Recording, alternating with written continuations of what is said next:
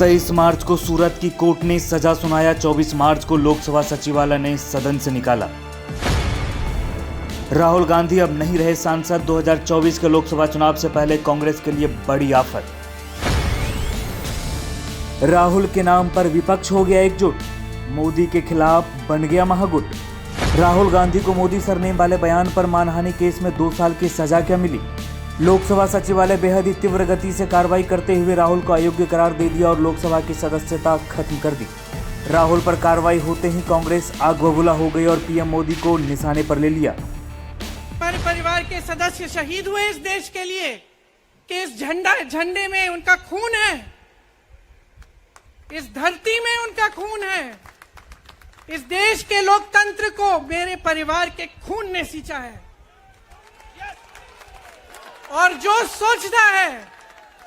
सोचता है कि हमें अपमानित करके हमें डराएंगे, हमें धमकाएंगे, जो सोचता है कि तमाम एजेंसियों को लगाकर हम पे छापे मारकर हमसे कुछ भी कर ले, हमें डराएंगे, वो गलत सोचते हैं।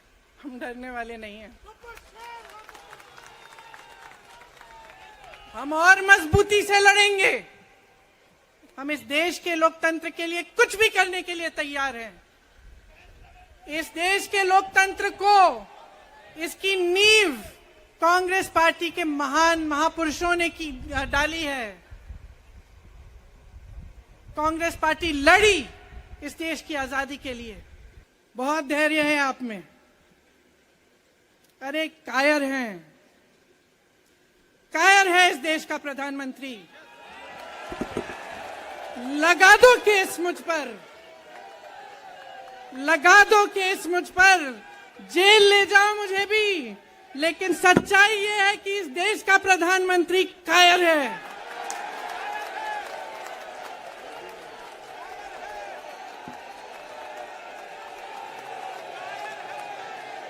अपनी सत्ता के पीछे छुपा हुआ है, अहंकारी है।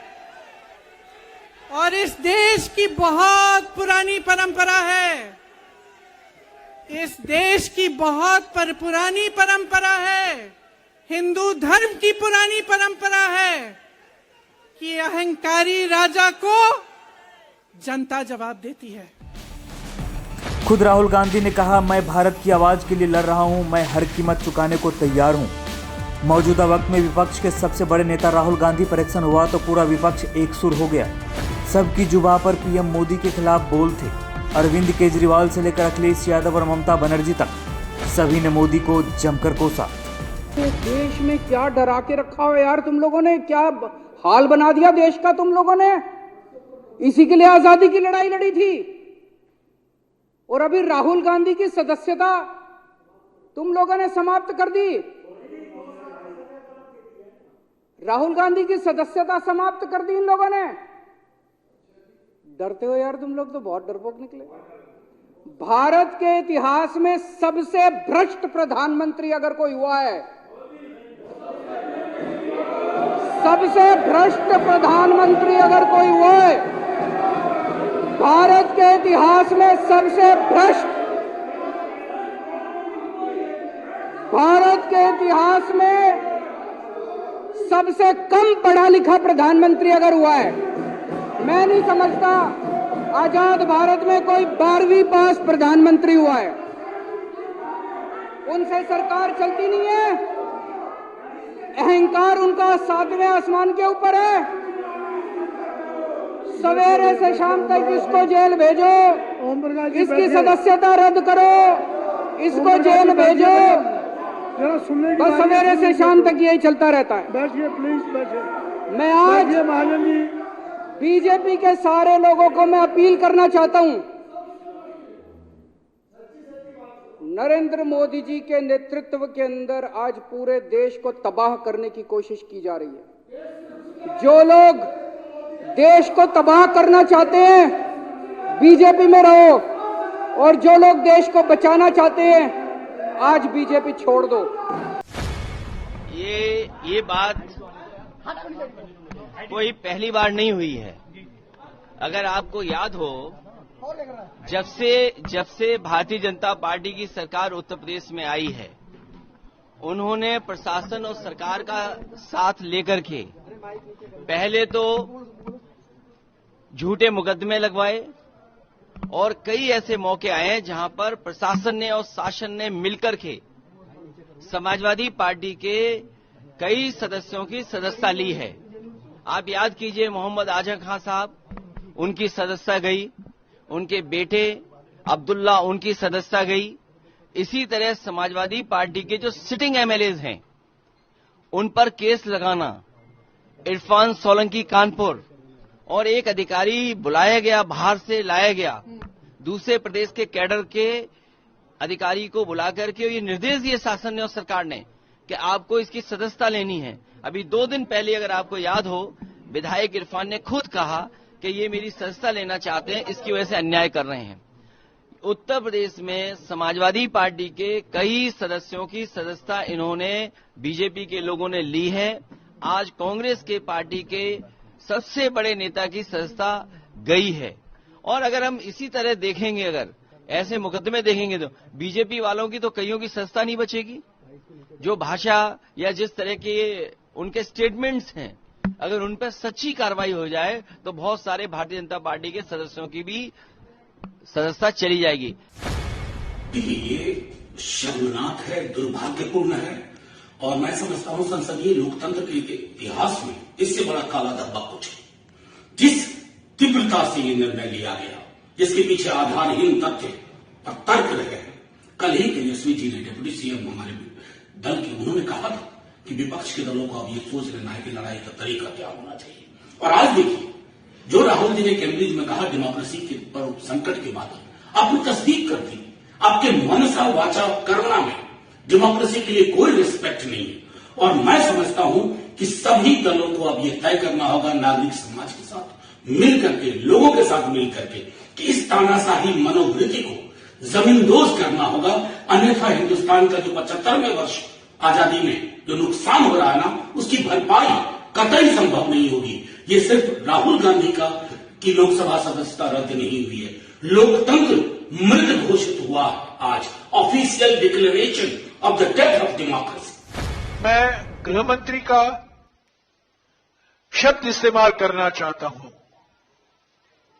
जरा क्रोनोलॉजी समझिए, जरा क्रोनोलॉजी समझिए।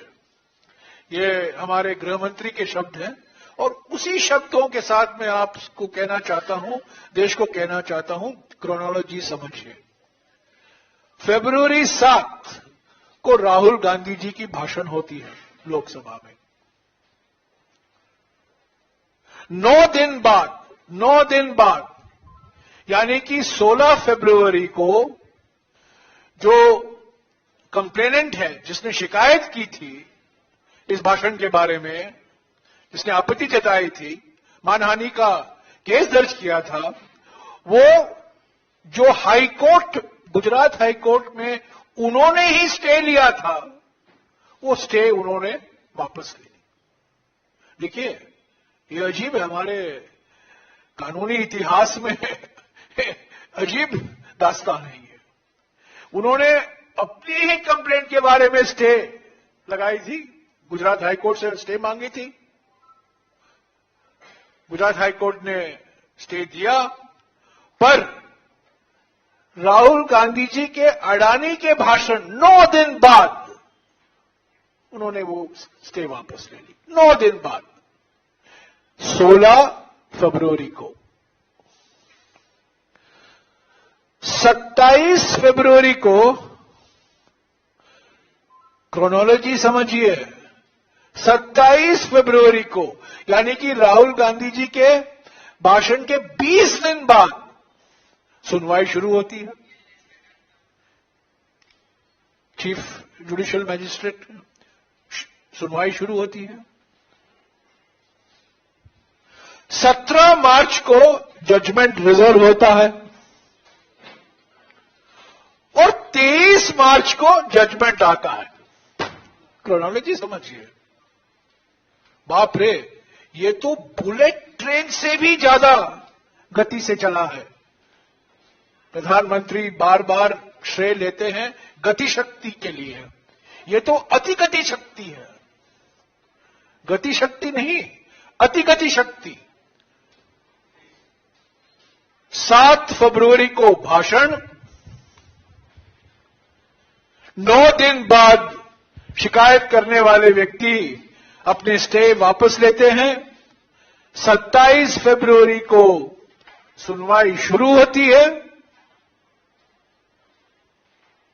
17 मार्च को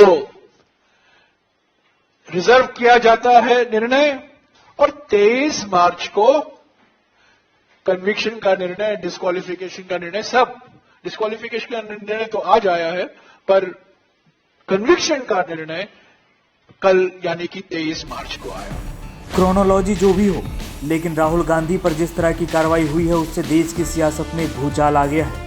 हालांकि सियासी गलियारों में चर्चा ये भी है कि अगर आज से 10 साल पहले सितंबर 2013 में राहुल गांधी यूपीए सरकार के उस अध्यादेश को नॉनसेंस करार देते हुए फाड़कर फेंकने की बात नहीं कहते और उस ऑर्डिनेंस को खत्म नहीं कराते जिसमें दागी नेताओं की सदस्यता और चुनाव लड़ने के लिए कुछ शर्तों के साथ रियायतें दी गई थी, तो आज राहुल की लोकसभा सदस्यता यूं नहीं जाती। I'll tell you what my opinion on the ordinance is. My opinion on the ordinance is that it's complete nonsense and that it should be torn up and thrown out. That's my opinion, my personal opinion on the ordinance. I'll repeat it for you. My opinion on the ordinance is that it should be torn up and thrown away. तब तो राहुल ने उस अध्यादेश को बकवास करार दे दिया था। दरअसल संविधान के अनुच्छेद 102(1) एवं 191(1) लोक प्रतिनिधित्व अधिनियम 1951 और सुप्रीम कोर्ट के एक फैसले के बाद जिस भी नेता को किसी भी आपराधिक मामले में 2 साल या उससे अधिक की सजा मिलती है तो उसकी सदस्यता खत्म कर दी जाएगी। इसके साथ ही 6 साल तक चुनाव लड़ने पर भी रोक लग सकती है। फिलहाल राहुल गांधी पर भी ये खतरा मंडरा रहा है। वैसे आपको क्या लगता है, राहुल गांधी को जो सजा मिली है क्या ये सही है? हमें कमेंट कर बताएं। हमारा ये वीडियो पसंद आया हो तो शेयर ज़रूर करें और हाँ, अगर आप इस वीडियो को फेसबुक पर देख रहे हैं तो हमारे पेज को लाइक और फॉलो ज़रूर करें और अगर आप इस वीडियो को यूट्यूब पर देख रहे हैं तो हमारे चैनल को अभी सब्सक्राइब करें ताकि आप तक हमारा हर वीडियो आसानी से पहुंच सके। ब्यूरो रिपोर्ट, न्यूज़ नेपथ्य।